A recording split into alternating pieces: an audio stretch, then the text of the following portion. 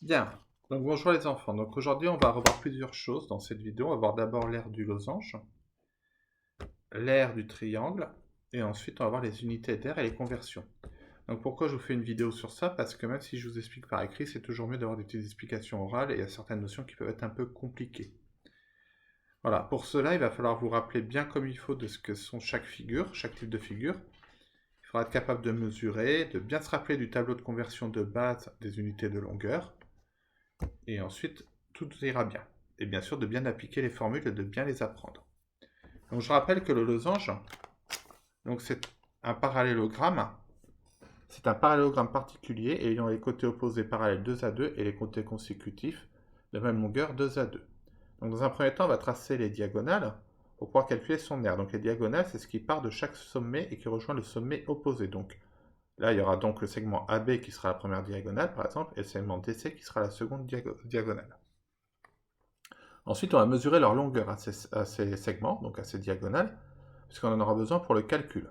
Puisque la base du calcul, ce sera donc AB, donc la longueur de la première diagonale, multipliée par la longueur de la seconde diagonale, CD. Donc AB fois CD, donc la longueur de la première diagonale, avec la longueur de la seconde diagonale. Ce résultat, bon là ce sera un résultat quelconque, puisque je n'ai pas mis de longueur, on va le diviser par 2, et on aura l'aire de notre losange. Comme c'est de l'aire, on va devoir l'exprimer en centimètres carrés, en mètres carrés, en kilomètres carrés, en décimètres carrés, peu importe, dans l'unité qu'on vous demande, mais en rajoutant le carré à la fin. Par exemple, si on vous parle de centimètres, vous mettrez à la fin centimètres carrés. Si on vous parle de décimètres, vous mettrez à la fin décimètres carrés. Si on vous parle de kilomètres carrés, vous mettrez kilomètres carrés. Si on parle d'hectomètres, vous mettrez hectomètres carrés, et ainsi de suite. Voilà. Pour les triangles, donc je rappelle que le triangle, il peut être quelconque, donc 3 côtés indépendants. Il peut être isocèle, 2 côtés de même longueur, et équilatéral, 3 côtés de même longueur. Il peut aussi être rectangle, avec un angle droit, et il peut être rectangle isocèle, donc un angle droit et 2 côtés de même longueur. Donc dans un triangle, nous avons différentes choses. Nous avons d'abord le triangle en lui-même, voilà. Le côté qui se trouve en bas, donc ici le côté BC, est ce qu'on appelle la base. La base sera toujours donc ce qui est le plus bas du triangle. Pensez à ce qui peut soutenir une pyramide, à ce qui peut soutenir quoi que ce soit. Voilà, ça sera toujours la base. Donc la base d'un édifice, la base de n'importe quoi, et dans ce cas-là, vous retiendrez que la base, c'est ce qu'il y a en bas du triangle. Donc là, c'est BC.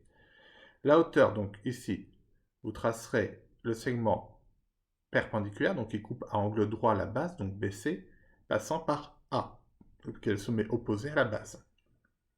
Voilà, et là vous aurez la hauteur.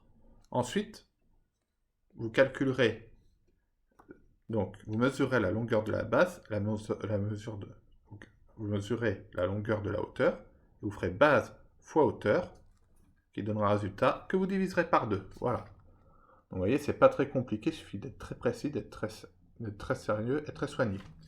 Donc pareil, ici vous exprimerez, si on vous demande si on donne des mesures en centimètres carrés, si on donne en mètres, vous exprimerez en mètres carrés, et ainsi de suite.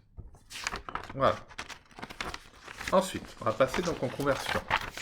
Pour les conversions, vous commencez par faire le tableau des unités de longueur, donc kilomètres, hectomètres, décamètres, mètres, décimètres, centimètres, millimètres. Jusque-là, pas de souci. Ensuite, vous rajoutez un petit 2 au-dessus pour montrer qu'ils sont au carré.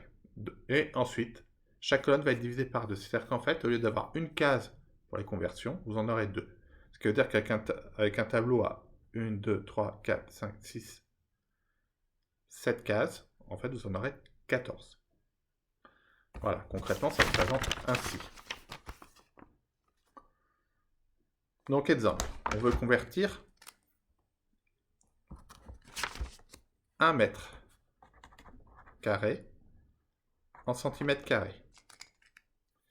Normalement, 1 mètre est égal à 100 cm. Et bien là, 1 mètre fera donc 10 000 cm².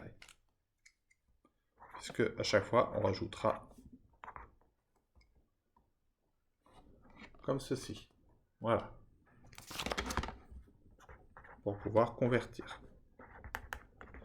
Donc à partir de cet exemple, vous pourrez faire les autres. En plus, regardez bien ce que j'ai mis sur la fiche explicative corrective, et ça vous aidera. Voilà, j'espère que cette vidéo vous sera utile, et bon courage, et je continuerai à vous envoyer des vidéos et tout ça, et puis dès que j'aurai des nouvelles pour la reprise, je vous le dirai aussi. Bon courage et bonne fin de journée les enfants.